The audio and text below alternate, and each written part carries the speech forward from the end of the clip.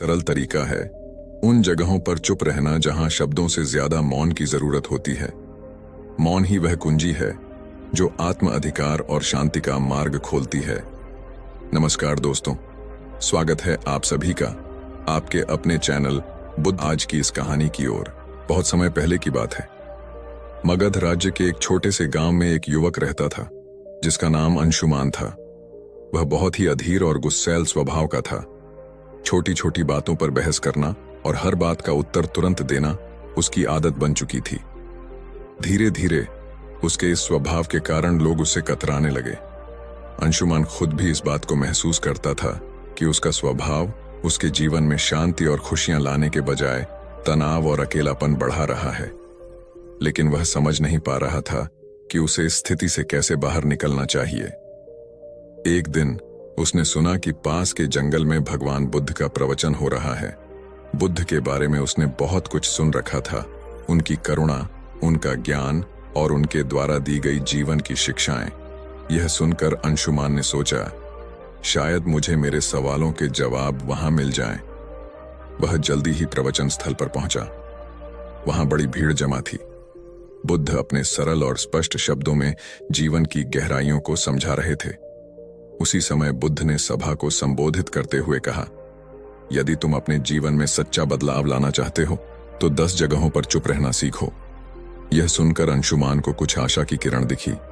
प्रवचन समाप्त होने के बाद वह बुद्ध के पास गया और उनके चरणों में झुककर बोला, भगवान, आपने कहा कि बदलाव लाने के लिए 10 जगहों पर चुप रहना चाहिए।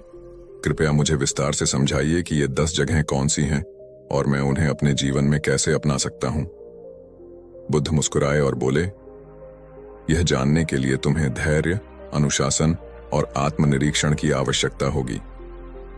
अगर तुम इन शिक्षाओं को अपनाने के लिए तैयार हो तो मेरे साथ चलो। अंशुमान ने सहमति जताई और इस तरह उसकी यात्रा शुरू हुई। पहला स्थान, जब कोई तुम्हारी आलोचना करे। बुद्ध ने अंशुमान को पहले स्थान की शिक्षा दी। अंशुमान, जब कोई तुम्हारी आलोचना करे तो चुप रहो। आलोचना तुम्हारे लिए सीखने का अवसर है। यदि तुम गुस्से में प्रतिक्रिया दोगे तो तुम कुछ भी नहीं सीख पाओगे। लेकिन अगर तुम चुप रहकर सोचोगे तो तुम समझ सकोगे कि वह आलोचना सही है या गलत। बुद्ध ने उसे एक उदाहरण दिया। एक बार एक व्यक्ति ने मुझे अपशब्द कहे। मैंने चुप रहकर उसकी बात सुनी। जब वह थक गया तो मैंने उससे पूछा, अगर तुम किसी को उपहार दो और वह उसे न ले तो वह उपहार किसके पास रहेगा? वह बोला, मेरे पास। मैंने कहा, तुम्हारे ये शब्द भी तुम्हारे पास ही रहेंगे क्योंकि मैंने इन्हें स्वीकार नहीं किया। अंशुमान ने इसे अपने जीवन में अपनाने का निर्णय लिया। शुरुआत में यह कठिन था, लेकिन धीरे धीरे उसने महसूस किया कि आलोचना सुनने के बाद चुप रहने से वह आत्मनिरीक्षण कर पाता है। दूसरा स्थान, जब कोई तुमसे बहस करे। कुछ दिन बाद बुद्ध ने अंशुमान को दूसरे स्थान पर चुप रहने का महत्व समझाया। जब कोई तुमसे बहस करे तो चुप रहो। बहस में सच नहीं बल्कि अहंकार की जीत होती है। यदि तुम चुप रहोगे तो तुम स्थिति को बेहतर समझ सकोगे और सही निर्णय ले सकोगे। बुद्ध ने एक किसान की कहानी सुनाई। 2 किसान अपनी जमीन के छोटे से टुकड़े को लेकर झगड़ रहे थे। दोनों का मानना था कि वह जमीन उनकी है। जब मैंने उनसे पूछा कि क्या उन्होंने जमीन अपने साथ लाई थी जब वे जन्मे थे या क्या वे इसे अपने साथ ले जाएंगे जब वे मरेंगे, तो वे चुप हो गए। इस शिक्षा ने अंशुमान को सिखाया कि बहस में पड़ने से बेहतर है चुप रहकर समाधान की ओर बढ़ा जाए। तीसरा स्थान, जब कोई गुस्से में हो। बुद्ध ने अंशुमान से कहा, गुस्सा आग की तरह है। यदि तुम इसमें घी डालोगे तो यह और भड़क जाएगा। इसलिए जब कोई गुस्से में हो तो चुप रहो। उसकी गुस्से की ऊर्जा खत्म हो जाएगी। इसके लिए उन्होंने एक कहानी सुनाई। एक राजा ने अपने मंत्री को गुस्से में फांसी की सजा सुनाई। मंत्री ने कुछ नहीं कहा। अगले दिन राजा को पछतावा हुआ और उसने मंत्री को माफ कर दिया। अगर मंत्री उस समय राजा से बहस करता तो शायद उसकी जान चली जाती। अंशुमान ने इसे भी अपने जीवन में अपनाया। चौथा स्थान, जब तुम दुखी हो। एक दिन अंशुमान को किसी बात पर गहरा दुख हुआ। उसने बुद्ध से कहा, भगवान, मैं इस पीड़ा को सहन नहीं कर पा रहा। बुद्ध ने कहा, जब तुम दुखी हो तो चुप रहो। दुख तुम्हारे भीतर के बदलाव का द्वार हो सकता है। चुप्पी में तुम्हें अपने प्रश्नों के उत्तर मिल सकते हैं। बुद्ध ने उसे यह भी बताया कि दुख तुम्हें मजबूत बनाता है, बशर्ते तुम उसे समझने की कोशिश करो।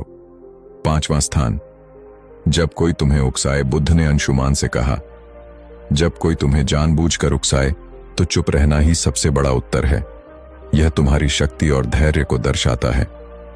उन्होंने एक साधु की कहानी सुनाई। एक बार एक साधु को गांव के लोग परेशान करते थे, लेकिन वह साधु हमेशा शांत रहता था। धीरे धीरे गांव वालों ने उसे तंग करना छोड़ दिया। उनकी चुप्पी ने उन्हें बदल दिया। 6ठा स्थान, जब तुम्हें दूसरों की मदद न करनी हो। बुद्ध ने समझाया, हर जगह मदद करने की जरूरत नहीं होती। जब कोई तुम्हारी राय न मांगे तो चुप रहना बेहतर है। यह शिक्षा अंशुमान के लिए बहुत उपयोगी साबित हुई। 7वां स्थान, जब तुम्हें अपने ज्ञान पर घमंड हो। बुद्ध ने कहा, ज्ञान विनम्रता का आभूषण है। यदि तुम अपने ज्ञान का प्रदर्शन करोगे तो वह खोखला हो जाएगा। 8वां स्थान, जब कोई सत्य सुनने को तैयार न हो। बुद्ध ने अंशुमान से कहा, सत्य का मूल्य तब तक नहीं होता जब तक उसे स्वीकार करने वाला तैयार न हो। ऐसे में तुम्हारे शब्द व्यर्थ होंगे और तुम केवल अपना समय और ऊर्जा खो दोगे। फिर उन्होंने विस्तार से बताया, जब तुम किसी को सत्य बताने की कोशिश करोगे लेकिन वह अपने भ्रम या अहंकार में डूबा होगा तो तुम्हारे शब्द उसे असहज कर देंगे। ऐसे समय में चुप रहना ही सबसे बड़ा उपाय है। सत्य का बीज तभी फलेगा जब जमीन तैयार हो। बुद्ध ने अंशुमान को एक कहानी सुनाई। एक राजा के दरबार में एक साधु आया और कहा, राजन, तुम्हारे निर्णय गलत हैं। राजा को यह सुनकर गुस्सा आ गया और उसने साधु को दरबार से बाहर फेंकने का आदेश दिया।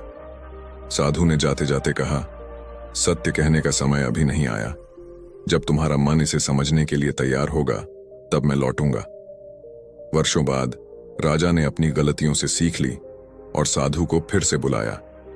इस बार राजा ने न केवल साधु की बात सुनी बल्कि उसे अपने जीवन का मार्गदर्शक भी बनाया। बुद्ध ने अंशुमान को समझाया, सत्य का प्रभाव तभी होता है जब सुनने वाला उसे ग्रहण करने के लिए तैयार हो। 9वां स्थान, जब परिस्थितियां तुम्हारे नियंत्रण में न हो। बुद्ध ने कहा, जीवन में कई बार ऐसी स्थितियां आती हैं जिन्हें तुम बदल नहीं सकते। उन पर क्रोधित या व्याकुल होकर तुम केवल अपनी शांति को खोओगे। ऐसे समय में चुप रहना ही सबसे बुद्धिमानी है। उन्होंने समझाया, चुप रहना कोई कमजोरी नहीं बल्कि धैर्य और संतुलन का प्रतीक है। जब परिस्थिति तुम्हारे बस में नहीं हो तो उसे स्वीकार करो और शांत रहो। यही मानसिक शक्ति का आधार है। बुद्ध ने एक घटना का जिक्र किया। एक बार एक किसान ने बुद्ध से पूछा, मेरा खेत सूखा पड़ा है, बारिश नहीं हो रही, मैं क्या करूं? बुद्ध ने उत्तर दिया, तुम बारिश नहीं बदल सकते, लेकिन तुम अपनी मेहनत को दिशा दे सकते हो। चुप रहो और अपने खेत के लिए वैकल्पिक उपाय खोजो। शांति से सोचो और समाधान खुद आ जाएगा। किसान ने यही किया और जल्द ही उसकी समस्या हल हो गई। बुद्ध ने कहा, जब परिस्थितियां तुम्हारे नियंत्रण में न हो तो चुप रहकर धैर्य और समाधान की दिशा में काम करना ही तुम्हारी सबसे बड़ी ताकत है।